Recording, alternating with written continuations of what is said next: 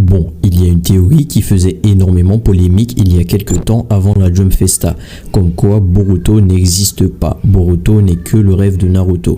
Alors vous allez me dire, mais Amar, qu'est-ce que tu veux dire par là? Que tout simplement le plan de Madara a fonctionné de A à Z, que le Tsukuyomi est toujours présent et que tout ce que l'on a vu depuis le début de Boruto n'est en fait que le rêve de Naruto. Aujourd'hui, je suis personnellement là pour dire les termes et parler de cette théorie bizarre. Tout ceci se fait dans le calme, mais bon, je vais juste donner mon avis et mes arguments. Juste avant, j'aimerais parler du Tsukuyomi infini car il y a vraiment à l'heure actuelle des gens qui continuent à dire des choses alors qu'ils ne savent pas réellement qu'est-ce que c'est. Le Mugen Tsukuyomi, aussi appelé Tsukuyomi infini, est un genjutsu de très grande portée dont l'exécution finale constitue l'étape finale du plan œil de la lune. Ce genjutsu, une fois réussi, plonge n'importe quel ninja, n'importe qui, sous une illusion, et dans cette même illusion, tout le monde vit dans un rêve de paix sans guerre.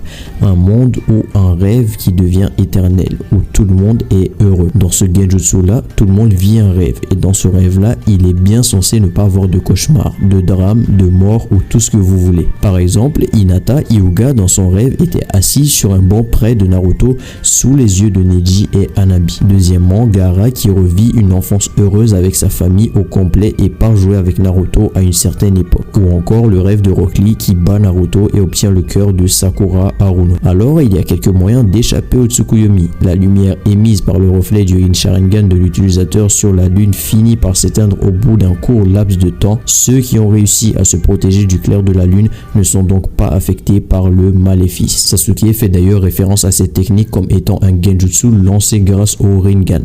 Dans l'anime, Zetsu Noir se connecta à cette technique grâce au Rinnegan.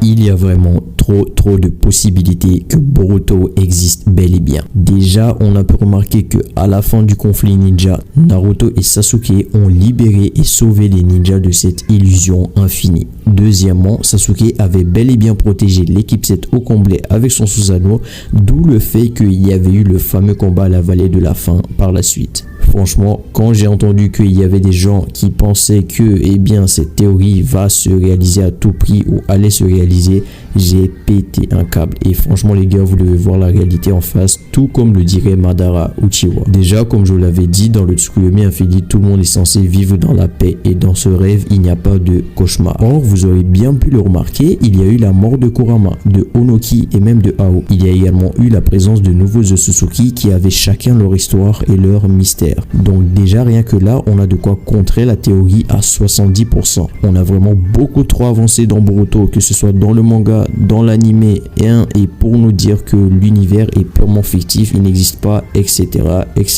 À l'heure actuelle, c'est mathématiquement et scientifiquement impossible que ce putain de Tsukuyomi soit toujours là. Donc écoutez, arrêtez de croire tout ce que vous voyez ou entendez et calmez-vous. Le Tsukuyomi toujours là, c'est bien trop beau et trop abusé, même si c'est incroyable, donc ne vous mettez pas le doigt dans l'œil. Franchement, et là je vais parler français et donner mon avis personnel, le Tsukuyomi est bien terminé et n'existe pas. Le monde de Boruto existe bel et bien et cette illusion de Madara a été rompue il y a fort longtemps. Ça serait vraiment dégueulasse pour ceux qui ont passé leur temps à se centrer sur Boruto, à ceux qui ont suivi l'œuvre du début à la fin, et même certes oui, ok, d'accord, dans vos rêves ça serait incroyable et ça ferait de Naruto le soi-disant shonen de l'histoire, même si il l'est déjà.